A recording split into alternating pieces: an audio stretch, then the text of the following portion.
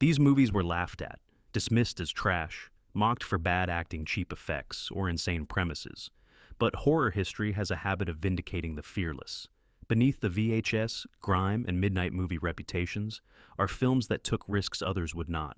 They challenged comfort. They broke rules. They said something ugly and honest. This is not a list of guilty pleasures. These are bad 80s horror movies that are secretly genius. Number 15, Sleepaway Camp, 1983. On paper, Sleepaway Camp looks like the kind of movie critics love to dunk on. Cheap production, wooden performances, a summer camp slasher released years after the genre's peak. It was mocked as tasteless and incompetent almost immediately. But that reputation hides something far more unsettling, because Sleepaway Camp is not just bad. It is dangerous, and that is exactly why it endures. At its surface, the film follows familiar slasher mechanics. A shy girl at a lakeside camp, bullies, pranks, sudden brutal deaths. Everything feels routine, even clumsy. But underneath that awkwardness is a slow-building psychological dread that most polished slashers never attempt. The kills are not flashy. They are abrupt, personal, ugly. And that ugliness matters. It strips away the funhouse tone audiences expected and replaces it with discomfort. What makes the film genius is its refusal to reassure the viewer. The camera lingers where it should cut away. Silence replaces music at key moments. Characters do not behave like genre archetypes. They feel cruel, petty, real. By the time the infamous ending arrives, the audience is no longer watching a horror movie. They are confronting something deeply wrong that has been hiding in plain sight. The final reveal was condemned as offensive and exploitative on release. Critics dismissed it as a cheap shock, but seen through a modern lens, the ending reframes the entire film as a story about forced identity, repression, and psychological fracture. It is not clean, it is not comforting, and that is the point. Horror rarely dares to end without moral closure. Sleepaway Camp denies it completely. The film's rawness is not accidental. Its lack of polish amplifies the unease. It feels like something you were never meant to see, something unfinished, something broken. That sense of violation is why it still sparks debate decades later. Not because it is fun, but because it refuses to behave. Sleepaway Camp is genius precisely because it makes people uncomfortable even now. And discomfort is the one thing real horror should never apologize for. Number 14, The Stuff, 1985. The Stuff was written off as a joke the moment it was released. A killer dessert, a sentient white goo, a horror movie about yogurt. Critics laughed, audiences shrugged, and the film quietly vanished. What they missed was that The Stuff was never trying to scare people in a traditional way. It was trying to expose them. Directed by Larry Cohen, the film disguises itself as camp, while delivering one of the sharpest consumer culture satires of the 1980s. The premise is absurd on purpose. A mysterious substance is discovered bubbling out of the ground. It tastes incredible. It is calorie-free. And it spreads across America faster than any product ever has. That speed is the horror. What makes the film brilliant is its understanding of advertising psychology. Nobody asks where the product comes from. Nobody questions safety. Corporate executives ignore warning signs because profits are exploding. Families turn on each other when someone refuses to consume. The monster is not the substance. The monster is mass compliance. Cohen fills the film with deliberately exaggerated performances and cartoonish moments, but the message is razor sharp. The Stuff does not kill you outright. It replaces you. It hollows you out. That metaphor lands harder today than it did in 1985. The film predicts influencer culture, brand loyalty as identity, and the way corporations weaponize pleasure to override instinct. Visually, the movie embraces its low-budget effects instead of hiding them. The white ooze looks fake, cheap, wrong. That artificiality mirrors the product itself. It is something no one should trust. The film's humor becomes a delivery system for dread. Critics called it stupid because it refused to explain itself. But that refusal is the genius. The Stuff understands that consumerism does not need logic. It only needs desire. Once people want something badly enough, they will defend it violently. What looked like a joke is actually a warning, and 40 years later, it feels less like satire and more like prophecy. Number 13, Chopping Mall, 1986. Chopping Mall is often dismissed with a laugh. A killer robot movie where the robots barely chop anything. A cheap mall set slasher with lasers instead of knives. On release, it was ridiculed as a lazy cash-in, but beneath the neon lighting and B-movie swagger, is a film that understands something unsettling about technology long before the conversation went mainstream. The story is simple. A group of teenagers stay overnight in a shopping mall. A new robotic security system malfunctions. Chaos follows. What elevates the film is not its plot, but its environment. The mall is presented as a controlled utopia, clean, bright, safe, a place where everything is monitored. That illusion collapses the moment automation takes control. The robots do not behave like monsters. They behave like systems, cold, unemotional, relentless. They do not chase out of rage. They enforce protocols. And that distinction matters. Chopping Mall understands that technological horror is not about evil machines. And it is about machines that do exactly what they are told without context. The film's tone is deceptively light, but the subtext is dark. Human authority figures are useless. Corporate designers refuse responsibility. The teens are trapped inside a consumer temple that turns predatory the moment it stops serving them. The mall becomes a maze designed to keep people inside, not protect them. Visually, the film uses symmetry and long corridors to emphasize surveillance. Glass storefronts offer no privacy. Every movement is visible. That omnipresent gaze anticipates modern fears about automated security, facial recognition, and algorithmic decision-making. What critics called dumb fun is actually stripped-down techno-paranoia. The movie does not moralize. It does not explain. And it simply shows what happens when safety becomes a sales pitch instead of a responsibility. Chopping Mall is genius because it never pretends its machines are alive. They do not need to be. They are dangerous precisely because they are not. Number 12. Maximum Overdrive 1986. Maximum Overdrive is usually introduced with an apology. Stephen King directed it himself. It is loud, chaotic, sweaty. Critics tore it apart and King later disowned it. On the surface, it feels like a mess. But look closer, and it becomes one of the most honest portraits of 1980s anxiety ever put on screen. The premise is blunt. Machines come alive and turn on humanity. Trucks, vending machines, TMs. Anything with a motor or a circuit suddenly has intent. What makes the film unsettling is not how the machines kill, but how casually they replace human judgment. People are reduced to obstacles. Productivity becomes violence. King directs the movie like a panic attack. The pacing is uneven, scenes run too long, noise overwhelms logic. That lack of control mirrors the story itself. Civilization collapses not with elegance, but with confusion. Nobody understands the rules. Nobody is in charge. That chaos was mocked as incompetence, but it captures how systems fail in real life. Not cleanly, not cinematically, just loudly and badly. The film is soaked in blue-collar fear. Truck stops, diners, working-class spaces where automation feels less like convenience and more like threat. The humans are trapped in places designed to serve machines. Fuel pumps, loading bays, assembly lines.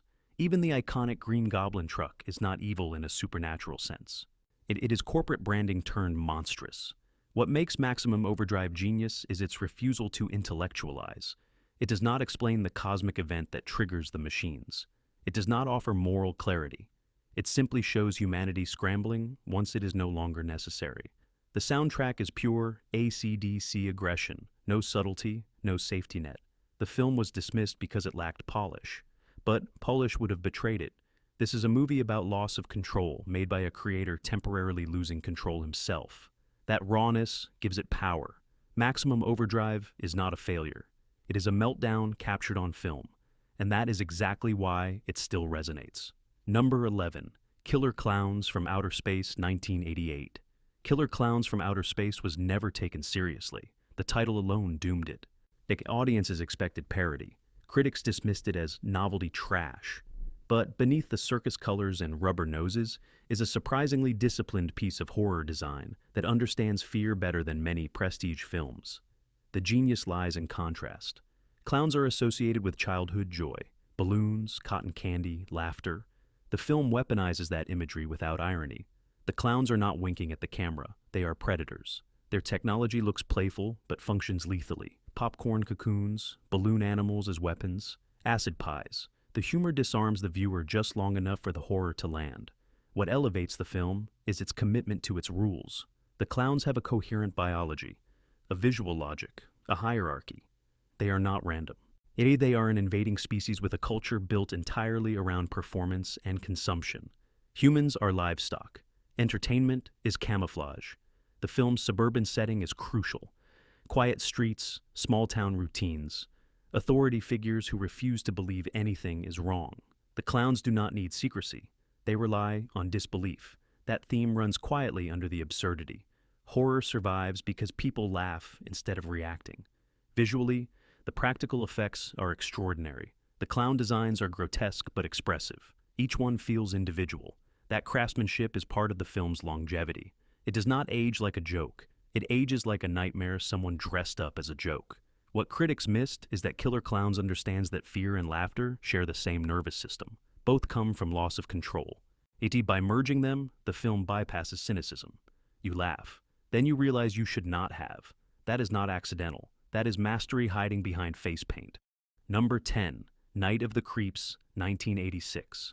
Night of the Creeps arrived at the worst possible moment. Horror was shifting. Slashers were exhausted. Audiences wanted either extreme seriousness or pure parody. This film chose neither. Critics labeled it confused, too funny to be scary, too sincere to be satire. That confusion is precisely why it works. The film blends alien invasion science fiction with zombie horror and 1950s paranoia. Brain slugs infect humans and turn them into walking corpses.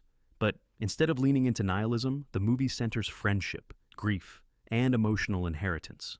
That emotional spine is what critics ignored. Yes, the characters are not ironic archetypes. They care deeply. When people die, it matters. The film allows humor without undercutting loss. That balance is rare. It treats genre history with affection rather than mockery. Every reference feels earned, not smug. The true genius of the film is its treatment of masculinity. The central arc is not about stopping the monsters. It is about confronting trauma passed from one generation to the next. The father figure haunted by past failure. The son trying to define himself without repeating it. The monsters externalize shame and repression rather than replacing them. Visually, the film embraces classic horror composition. Shadows, slow reveals, long corridors. It understands rhythm. When it gets loud, it has earned it. When it pauses, it trusts the audience. The now iconic line delivered by the detective character works because it comes from pain, not bravado. Humor becomes armor. That emotional intelligence separates the film from novelty horror. Night of the Creeps was dismissed because it did not fit a marketing category, but that refusal to conform makes it timeless. It understands that horror does not need purity. It needs heart.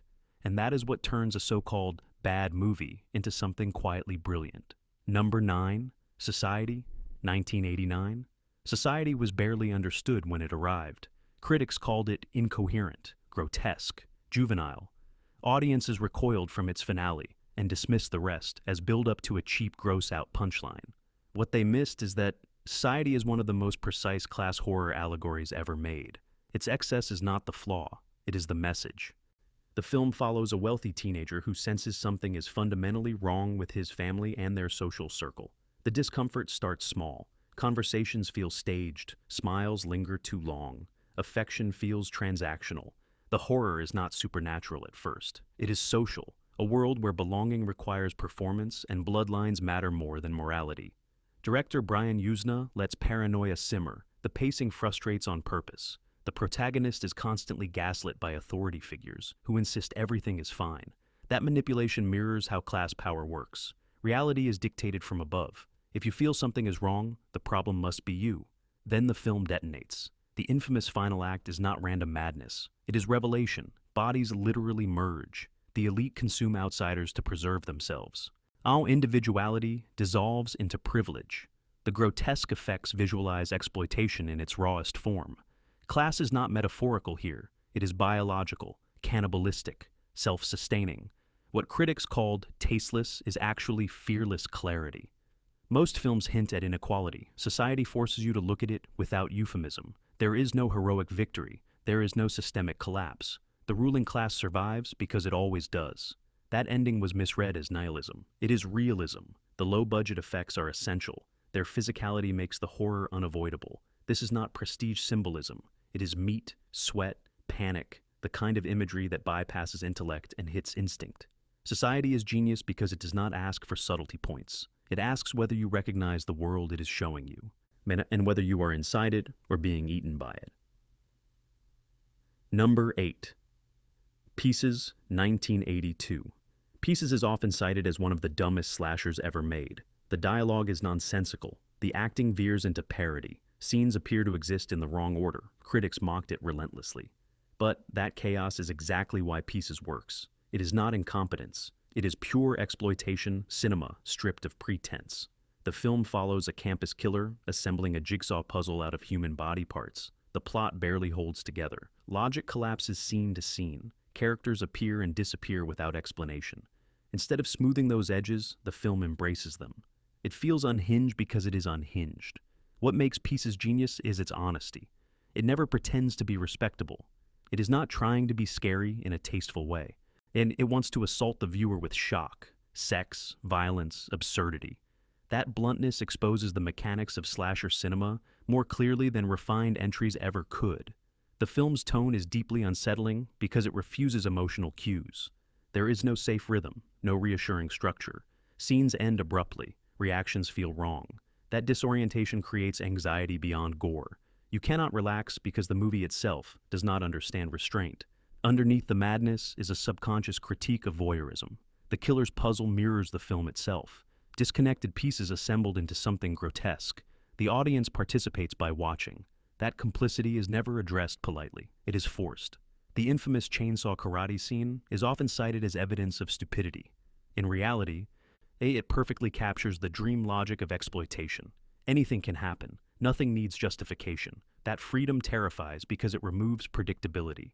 Pieces endures because it does not age into embarrassment. It ages into artifact. A raw snapshot of horror before self-awareness softened its edges. It is not good taste, it is honest taste, and that honesty makes it unforgettable. Number 7. The Gate, 1987. The Gate was dismissed as a kid's horror movie, too tame for adults, too dark for children. That misclassification buried one of the most effective portrayals of childhood fear ever filmed. Because The Gate understands something many horror films forget. Fear begins before language. The story centers on a boy who accidentally opens a portal to a demonic dimension through grief and curiosity. What elevates the film is perspective. The horror is scaled to childhood perception. Small creatures feel enormous. Familiar spaces become hostile. The home is no longer safe once adults disappear. The film treats imagination as dangerous power. The monsters reflect fears children cannot articulate: abandonment, guilt, the fear of being responsible for catastrophe. When the demons speak, they use parental voices. Authority becomes threat. Comfort becomes weapon. Visually, the film is remarkably tactile. Stop-motion creatures crawl through walls. Hands burst from beds. Practical effects ground the fantasy in physical reality. Nothing feels abstract. That concreteness makes it linger in memory long after flashier films fade. What critics missed is that the film never reassures its audience. Children are not protected by tone. Though characters die, loss is permanent. Courage does not erase trauma. It merely allows survival. That honesty respects its audience instead of patronizing them. The genius of The Gate lies in its emotional clarity. It understands that horror is not about monsters. It is about vulnerability. Being small in a world that does not explain itself. Being responsible for mistakes you do not fully understand. The Gate is brilliant because it captures the exact moment childhood ends. Not with a scream, but with the realization that fear does not disappear when the lights come on. Number 6. Life Force, 1985. Life Force was branded a catastrophe on arrival. A massive budget, naked space vampires, a plot that seemed to spiral out of control. Critics laughed at its excess and audiences stayed away. But the chaos of Life Force is not accidental. It is the point. This is not a horror film trying to behave. It is one that dares to unravel. The story begins in deep space and ends in apocalyptic London. A derelict alien ship. 3 humanoid beings. One of them awakens desire and drains life itself. The scale keeps expanding until the film becomes a fever dream about contagion. Not just biological, sexual, spiritual, civilizational. What makes Life Force genius is its refusal to separate horror from desire. The vampires do not seduce politely. They overwhelm. The film links erotic obsession to annihilation without moral cushioning. That terrified critics. Horror was supposed to punish lust. Life Force treats it as cosmic inevitability.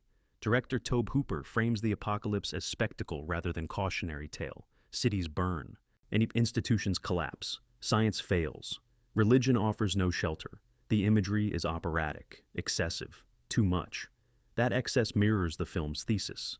Humanity cannot contain what it craves. The practical effects remain astonishing. Wirework bodies floating through space. Massive destruction staged with physical scale. This is blockbuster ambition filtered through nightmare logic. It does not explain itself because obsession never does. What audiences rejected as incoherence now reads as audacity. Life Force does not want comfort. It wants surrender. It wants you to feel the pull of something beautiful that will end you. That is not a flaw. That is cosmic horror disguised as exploitation.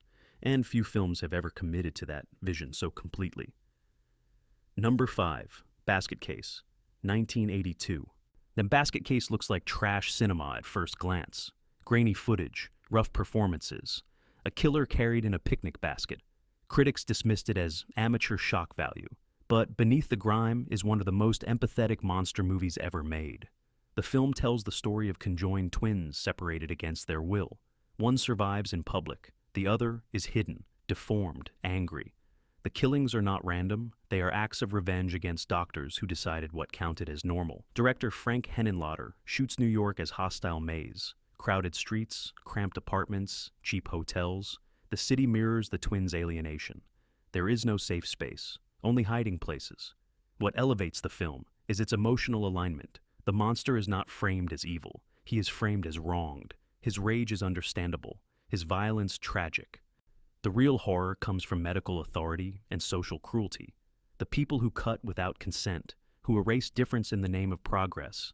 The low-budget effects amplify that theme. The creature is crude, handmade, visibly artificial. That fragility invites sympathy rather than fear. You can see the seams. You can feel the effort. It is a body that was never meant to exist alone. The film refuses moral simplicity. Love becomes destructive. Protection becomes imprisonment. Identity fractures when survival requires secrecy. That psychological tension lingers longer than any kill. Basket Case is genius because it treats exploitation as confession. It exposes the violence hidden inside normalization. It asks who gets to decide what bodies deserve space. That question still hurts, and that is why the film endures. Number 4. Dead Heat, 1988. Dead Heat confused everyone. A buddy cop movie where one of the cops is dead. Reanimated corpses. Slapstick humor colliding with nihilistic horror. Critics called it tonal chaos. What they missed is that Dead Heat understands genre collision as philosophy. The film opens with resurrection technology being tested on animals and criminals. Death becomes a temporary inconvenience. That premise destroys stakes immediately, and then the movie asks what happens next. If death is reversible, what value does life hold? The humor is aggressive. Jokes land hard against bleak implications. The reanimated protagonist decays visibly while still working cases. His body fails as he performs masculinity. Law enforcement continues as ritual long after meaning collapses. And the film uses comedy to smuggle existential dread. Friendship persists even when identity erodes. Duty becomes reflex. Institutions remain intact while individuals rot inside them. That is not parody. That is diagnosis, visually. The practical effects are grotesque and playful at once. Limbs detach, faces melt, bodies malfunction. The humor invites laughter, while the imagery refuses comfort. You are amused and unsettled simultaneously. What critics called confusion is actually coherence at a deeper level. Dead Heat argues that modern systems keep running even when their participants are already dead, that life can be reduced to function. The ending offers no triumph, just continuation. That bleakness is softened by banter but never erased. Dead Heat is genius because it laughs at the moment meaning collapses, not out of cynicism, but recognition. And recognition is the first step toward horror. Number 3. Hell Comes to Frogtown, 1988. Hell Comes to Frogtown was instantly dismissed as trash cinema, a post-apocalyptic wrestling movie starring Roddy Piper. Mutant frog people, leather costumes, exploitation aesthetics pushed to cartoon extremes. Critics saw absurdity and stopped there. But that surface ridiculousness hides a surprisingly sharp political nightmare. The film is set in a future where fertility has collapsed. Women are rare. Power belongs to whoever controls reproduction. Piper's character is not a hero by design. He is property, a resource, a walking womb valued only for biological utility. That inversion of power dynamics is not played for comfort. It is played for cruelty. What makes the film genius is its refusal to soften that premise. Sexual politics are not metaphorical. They are explicit. Bodies are regulated. Consent is conditional. Violence is bureaucratic. The frog mutants are not random monsters. They are a ruling class that evolved through exploitation and survival. The film's cheapness works in its favor. The world feels improvised, desperate, as if civilization has been rebuilt from scraps and trauma. There is no elegance, only function. The humor is abrasive because the situation is obscene. Piper's performance grounds the insanity. His toughness erodes as the film progresses. Masculinity becomes fragile, ridiculed, weaponized against him. That discomfort is the point. The film forces the viewer to sit inside reversed power without apology. What critics dismissed as juvenile shock is actually aggressive satire. The movie uses exploitation to interrogate exploitation. It asks who controls bodies when systems collapse, who decides worth, who survives. Hell Comes to Frogtown is genius because it refuses to disguise its politics as allegory. It drags them into the open, loud, sweaty, uncomfortable, and that honesty makes it far more dangerous than it ever pretends to be. Number 2. The Video Dead, 1987. The Video Dead looks incompetent at first glance. Static cameras, flat lighting, awkward performances, zombies that barely move. It was mocked as amateur hour horror and quickly forgotten. But that stillness is not a mistake. It is the film's most unsettling weapon. The premise is deceptively simple. An accursed television broadcasts zombies into the real world. Turn it on and they emerge. Turn it off and they freeze. Horror reduced to passive consumption. That idea feels eerily prophetic. The zombies do not chase, they wait. They stand motionless until activated. That passivity mirrors the audience, watching, waiting, consuming. The threat only exists when someone chooses to engage. The film's pacing is slow to the point of discomfort. Scenes linger, silence dominates, nothing rushes. That restraint creates dread, not through surprise, but inevitability. The danger is always present, just inactive. What makes the film genius is its understanding of media addiction before the language existed. The television is not evil because of content. It is evil because of control. It demands attention. It rewards curiosity with destruction.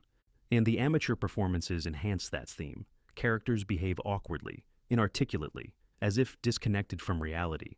The house feels empty even when occupied.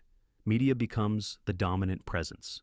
The zombies themselves are uncanny precisely because they do nothing. They are corpses animated by demand. Turn the screen on. They exist. Turn it off. They do not. That binary reflects consumption culture perfectly. The Video Dead was dismissed because it did not deliver spectacle, but spectacle would have diluted it. This is a horror film about stillness, about what happens when watching replaces living. That idea has only grown more uncomfortable with time. Number 1. Evil Speak, 1981. Evil Speak arrived early and paid the price. Released before audiences were ready to process its themes, it was labeled tasteless exploitation. A bullied military cadet turns to satanic computer rituals for revenge. Critics saw clumsy provocation. What they missed was how precisely the film captured institutional cruelty. The story centers on isolation, humiliation, abuse masked as discipline. The protagonist is not born monstrous. He is manufactured by a system that rewards cruelty and punishes vulnerability. Authority figures look away. Tradition becomes shield. Abuse becomes routine. The satanic elements were treated as scandal on release, but they function symbolically. The computer is the real horror. Technology becomes the only space where power is accessible. Knowledge replaces physical dominance. Ritual replaces hierarchy. The film anticipates digital radicalization decades early. The protagonist finds belonging through information. Through secret systems, through ideology that promises empowerment. That transformation is not sudden. It is nurtured by neglect. What makes Evil Speak genius is its refusal to glamorize revenge. The violence is ugly, final, empty. There is no catharsis, only escalation. The system that created the monster remains intact. The low-budget effects do not soften the impact. They keep it grounded. This is not operatic evil. It is procedural, step by step. Evil Speak ends without comfort. Authority survives. Damage spreads. The cycle continues. It is not a fun movie. It was never meant to be. It is a warning disguised as trash. And that is exactly why it deserves the top spot. What these films prove is simple. Genius does not always look respectable. Sometimes it looks reckless. Sometimes it looks embarrassing. But real horror lingers because it dares to unsettle instead of reassure. These movies survived ridicule because they understood fear better than their critics ever did.